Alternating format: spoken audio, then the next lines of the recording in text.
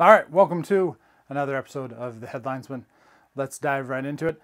The playoffs are here, and I've got all 6 classifications previews for you ready to be released this week. We're going to start with the first one, which is 6A. But first, a little word from our friend Jim Mora about the playoffs.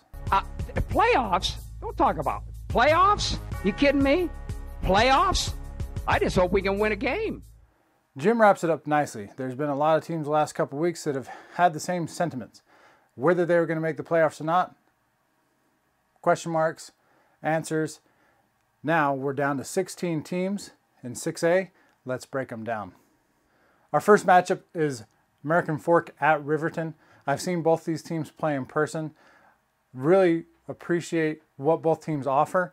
Let's start out with Riverton. Some of the things they'll have to do this Friday to get the win. They have to run the football, and they have to run it effectively. That was one thing I noticed in their game against West Jordan that I was at earlier in the year, is they didn't run the ball very well, but really in that game they didn't have to. But up against this American Fork defense they're going to play on Friday, they need to do that in order to be a good enough offensive team to win the game. On defense for Riverton, the big point there is make someone other than Chase Roberts or Boone Abbott beat them. So what that means is making American Fork one-dimensional, make them run the ball to beat you. If Riverton can do both those things, they have a great chance at winning this football game on Friday afternoon. All right, so American Fork, their keys. They've got the 2 best players on the football field, and that's their quarterback Boone Abbott and their wide receiver Chase Roberts. I love both of these players. They're 2 of my favorite players to watch in this year's state playoffs, generally speaking, and especially at the 6A level. If the 2 players that I just mentioned for American Fork have the type of games they're capable of having, it's going to be an ugly day for Riverton. And in fact, that's my pick for this game. I pick American Fork to beat Riverton, and I don't expect it to be really that close.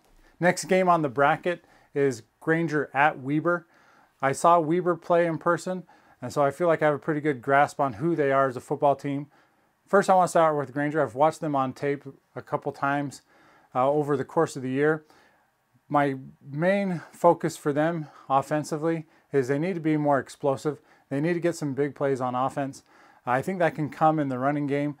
They do run the ball pretty well and pretty consistently, but they're going to need to make sure they do that against a pretty good Weber defense on Friday. My key on defense for Granger is that they need to hold Weber under 25 points. If they do both those things, they have a great chance to pull off the upset win. All right, so let's talk about Weber. So Weber has the best player on the field, and that's Brant Opheikens. He's their linebacker. He's the anchor of their defense. Their defense is really good overall, and that's the first point that I want to make. If they do what they've been doing all season, which is holding teams under 20 points per game, they're going to come out with the win on Friday afternoon. And I really believe they're going to do that. Offensively, they need to be consistent. They need to avoid the negative yardage plays and just make the plays they need to make to win. Do what they've been doing all year, and they'll be just fine. My pick for this game is Weber going away. I don't expect it to be very close. Okay, so our next game on the bracket is Northridge at Kearns. First, let's start out with Northridge. A couple points for them that I have in order for them to win the game on Friday. Northridge needs to stop the run, mainly Isaiah Afatasi. Afatasi is Kearns' main offensive weapon. So if they're able to limit him at all, if they're able to get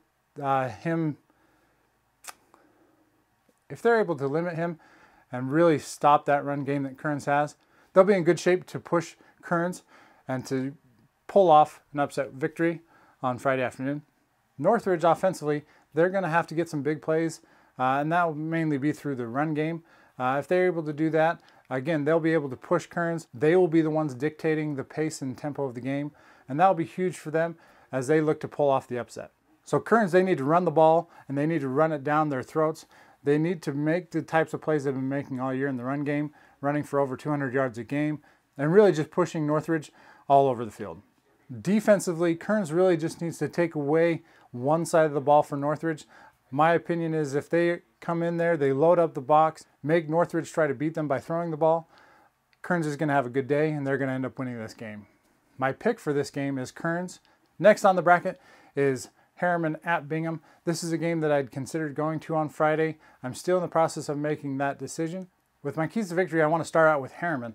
Harriman offensively needs to do better than they've been doing all season long. They need to score more than that 20 points a game, which is their average.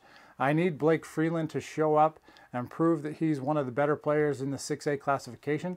If he does that, he gives them a great chance to win this football game on Friday.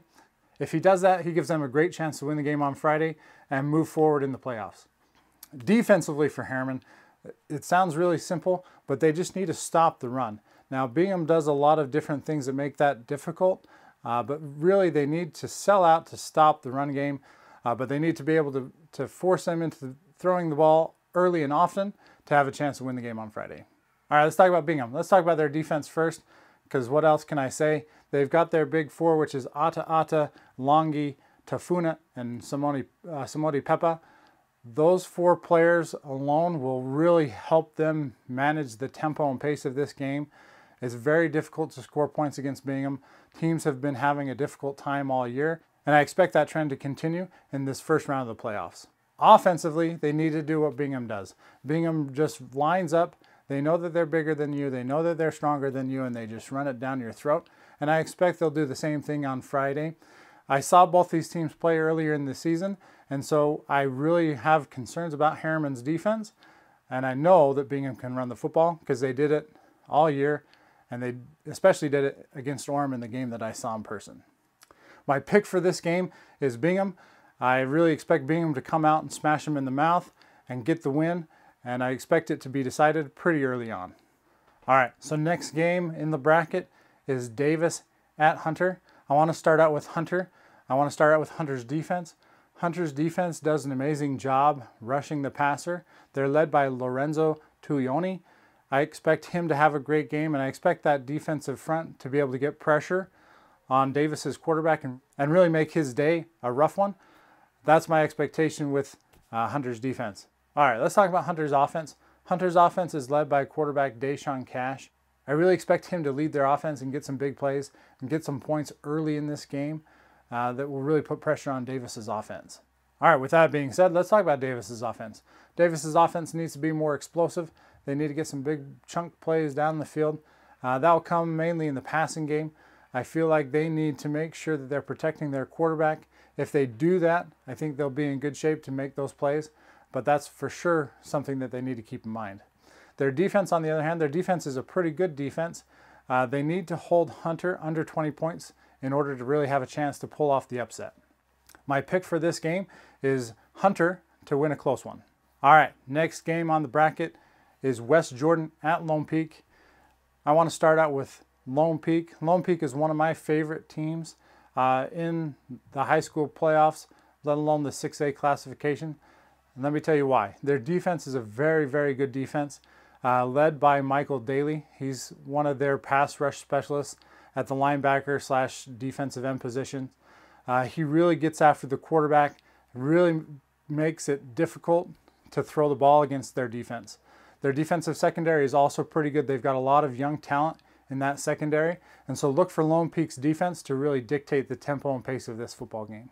My key for Lone Peak's offense is pretty simple. They've got a couple good running backs. All they need to do is get the ball into their hands and they'll make plays for them.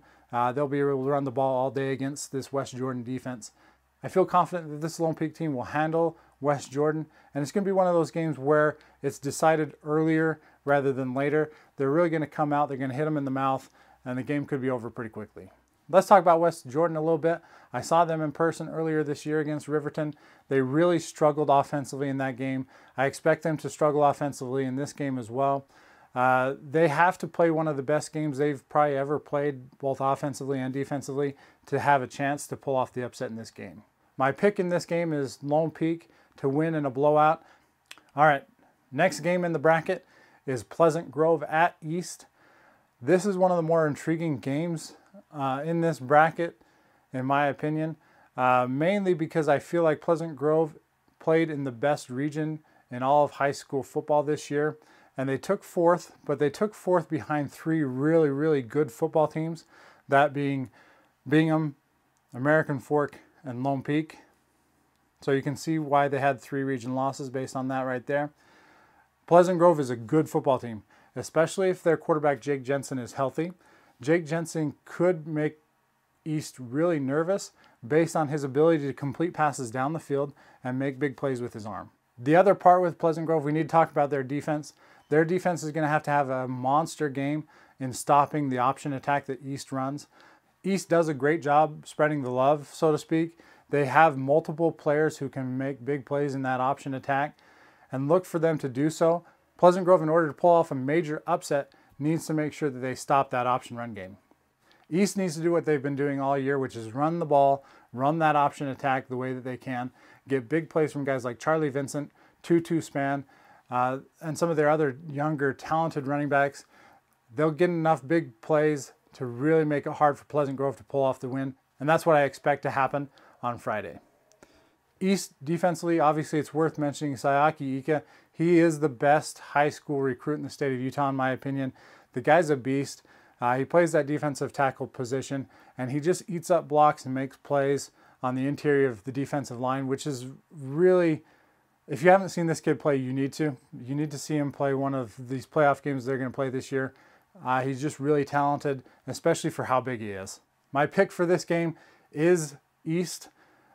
I really like Pleasant Grove, but I don't like them enough. East is a good football team, and they're going to be very difficult to beat for anyone, let alone Pleasant Grove on Friday.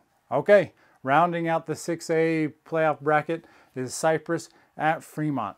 Now, admittedly, these are two teams that I didn't know a whole lot about going into the season, and I only have had the opportunity to watch them on film a couple times throughout the year. So let's break them down on what they would both need to do to win this football game. I want to start out with Cypress. Cypress needs to get big plays out of the quarterback position, out of Parker Meldrum. He's had a really good year for them, and he needs to continue that if they want to pull off the upset against Fremont. All right, and then with Cypress's defense, they need to make Fremont one-dimensional. And when looking at Cypress on tape, I think that'll be best play out by trying to take away the pass.